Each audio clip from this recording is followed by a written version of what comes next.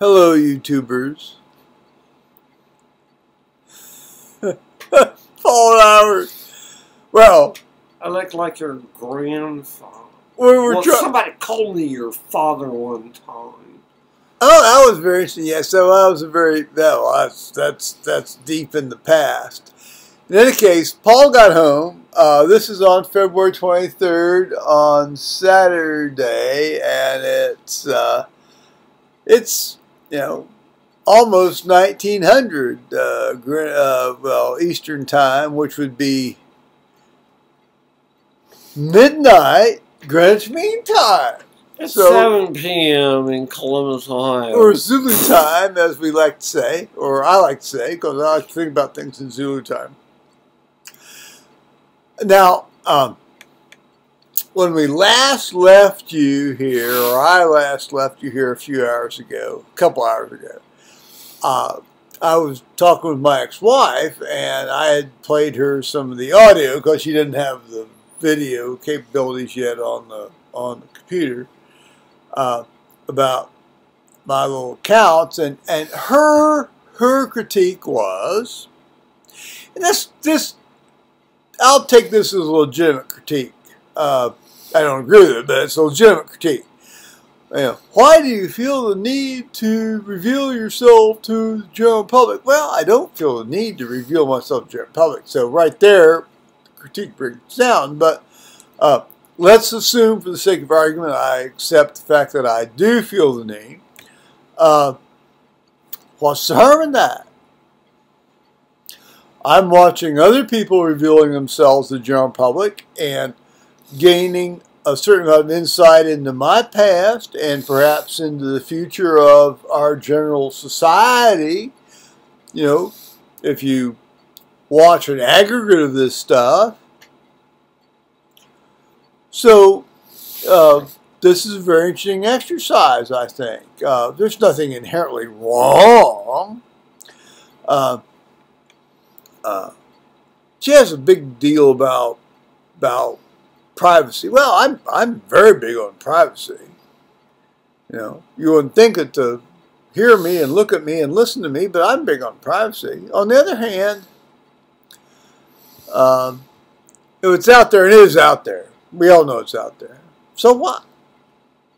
Oh, she thinks if you tell her how a friend of ours are doing, a mutual friend, she thinks that you're being a lowlife and you are gossiping. Well, and you should not be doing this.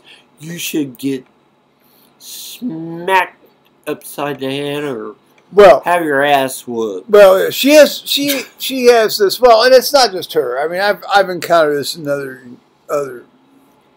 people. The idea that if you talk about somebody else at all, if it's true, that you're somehow, this whole idea of gossip. Well, gossip to me is like if Susie Q did A and then you say Susie Q did B, that's gossip. On the other hand, if you say Susie Q did A, that's not gossip. That's just telling the truth. So if it's true, as far as I'm concerned, it's not gossip. And frankly, I don't have a big hard-on about that. Now, a lot of people do, and the Christian scriptures have a hard-on about that. So, okay, I'll buy that. But it seems to me that the gossip, particularly in the Greek text, imply that these are lies. Well, not lies so much as less than true. Well, that is indeed gossip, isn't it? So I have no problem with that. But just because you go and say that Susie Q went out and had a little flirt with somebody,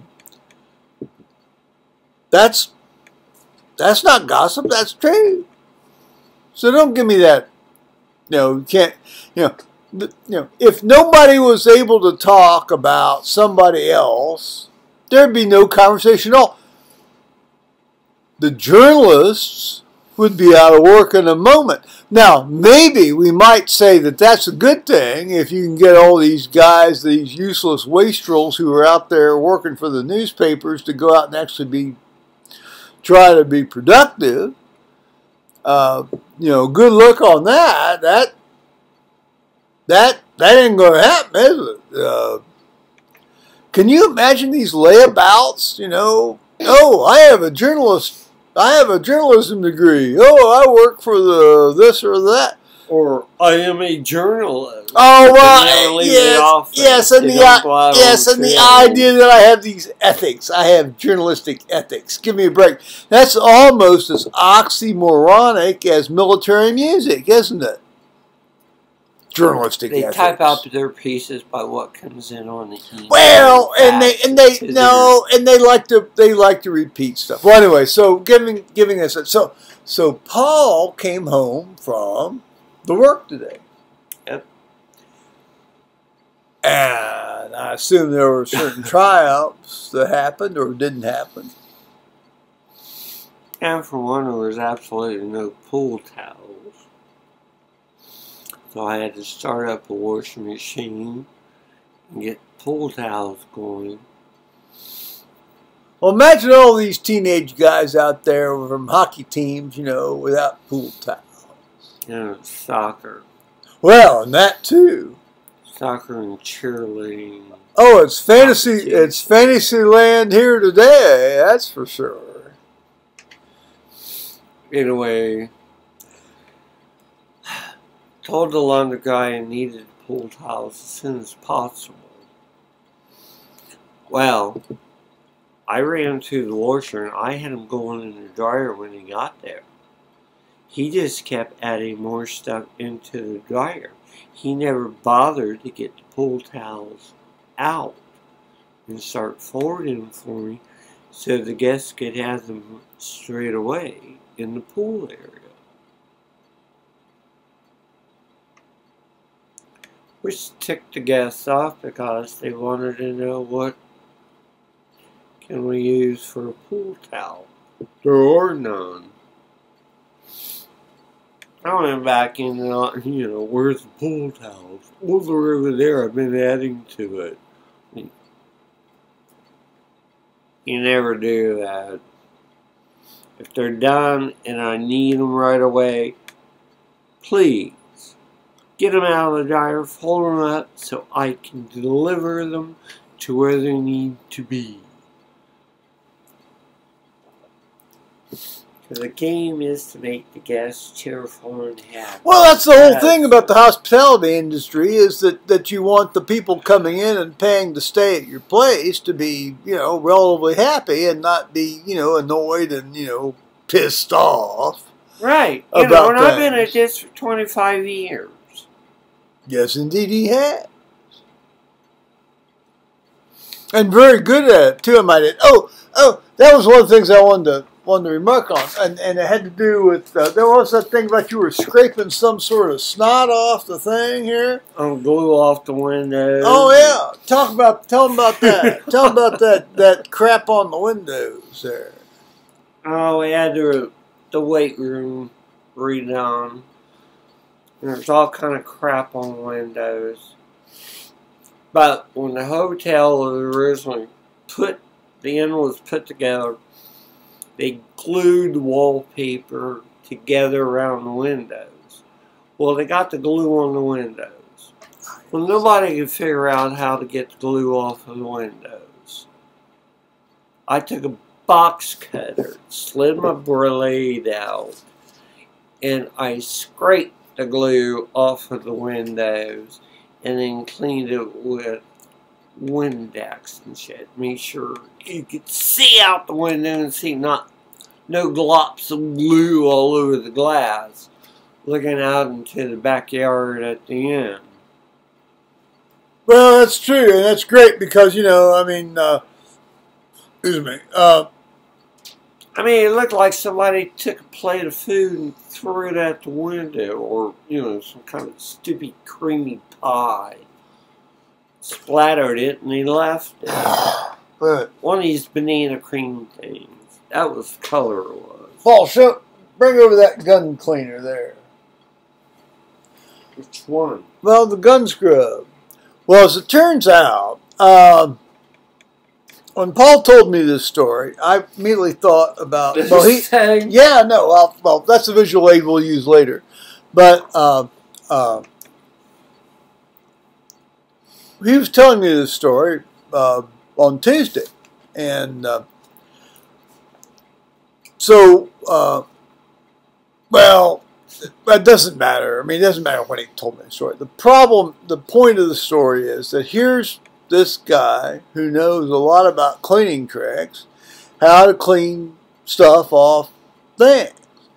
And turns out that at Bible study, we were talking about something on Wednesday, and worked out such that, they were talking about decaffeinated coffee. And I said, well, if you knew how they make decaffeinated coffee, you wouldn't be drinking this stuff. And so we got talking about trichloroethylene and then trichloroethane, which aren't the same. All the chemicals they pour over well, the yeah. I said trichloroethane is a very wonderful pink thing. And, of course, trichloroethylene is colorless, but they, when you used it to do anesthesia, which I did anesthesia with it once, by the way, just for the heck of it, they had a blue colored dye in it. Now, I will say that, when I used it, in that sense, it didn't have a blue colored dye. But that, I'm going to tell you, that was probably the last trichloroethylene anesthetic given at Ohio State University ever, amen.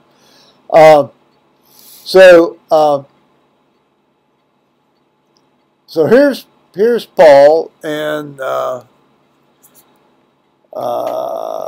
so I was talking about these. I was telling these people about how they did decaffeinated coffee. I said, "Well, you use trichloroethane, and they leach the beans and this stuff, and they crush them up, and essentially, you're drinking gun cleaner. Well, you're not drinking gun cleaner because they rinse it and they cleanse it, but the idea, these people, God bless these people. These people are so very good people, but they take themselves so seriously. Oh, well, I've got to be concerned about everything. I can't have all these chemicals going in my body. It will screw me up. Oh, no, well, just it'll interfere with my exercise program. Drink a cup of coffee, and if you don't want to have all the gun cleaning chemicals and dry cleaning chemicals going into your body,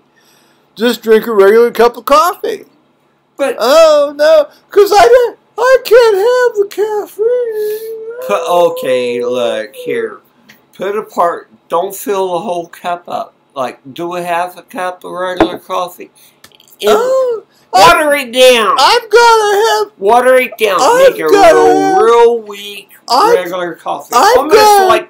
So it looks like you're drinking tea. I've got to have a full. Tea has. I've got to have a full thing because then I won't be able to have a dump. It goes on and on. So you get all this stuff. It goes on and on and on and on. Some teas have more caffeine in it than a cup of regular coffee. Well, I myself spent, 40 minutes. Not to hurt your feelings, folks. I myself spent 40 minutes of the day, firing up tea here so I can go to church tomorrow and read and so forth. As I was saying in the earlier video, I'm trying to think here. Talk about gun cleaner and well, I guess that's pretty much it. So you can use a gun salvo to get glue and shit off the glass. Oh right. See, that was the genesis of this thing. To a knife. It's like box cutter. Here's Paul out there saving the day from some big snot stuff. That's what I thought it was. And he did it, and I'm saying to myself, well, he needs to carry a Apparently the He stuff had he been needs to on. carry a bottle of the gun cleaner, and Because, because when I got the stuff off of the outside windows, I mean, it was on the inside of the window, looking out. On the security camera, you could see it. And one day it suddenly disappeared. And the GM wanted to know as general manager, how I finally got that window clean. Well, I said I just used the edge of my box cutter. he wouldn't have I gotten on an slipped my airplane with blade that. out Yeah, and but just scraped it way down, and then I started scrubbing and grinding on it with Windex and a terracloth. And afraid to admit, I actually even used a Scotch-Brite pad. I just wrote very lightly, and even used the Scotch-Brite pad when I got certain maximum of the stuff scraped off the window. I used the Scotch-Brite just to do it more, without scratching the glass, and then polished it off.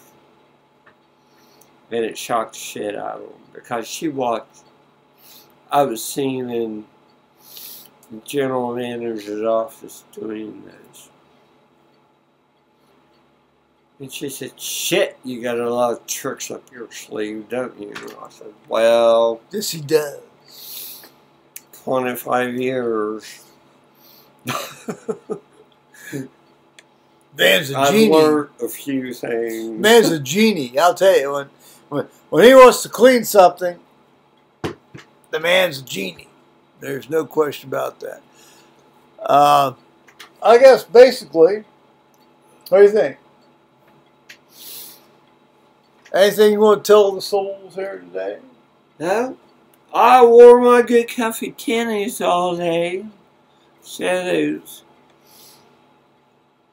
required shoes that hurt your feet like shit. Just trust all of us at the end who's been assigned these shoes. They all bitch. I mean, I'm sorry. They're just cheap ass, bad, uncomfortable shoes from this company that really overprice you for the product that they're selling to you. And somebody else smack them on the ass for this, because they're really not comfortable 1 ounce. I mean, you can wear them for like 3 hours, and trust me, you want to put back on your good old comfort shoes so you can get blown around a 6-story building and get crap done in about 5 hours. Because you're not going to do them in the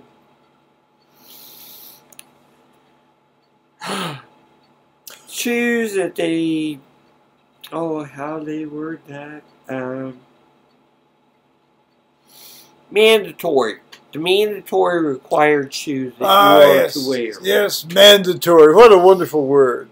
Well, on that note, we'll just soldier off here and say bye-bye. And talk to you later. Have a good night. Did you catch that great crack? I love it. Having another. Yeah, here, moving to the thing. Here we go. All righty. Bye-bye. Okay, tab down so I don't swallow it or hit me in the end of the nose. Bye-bye now.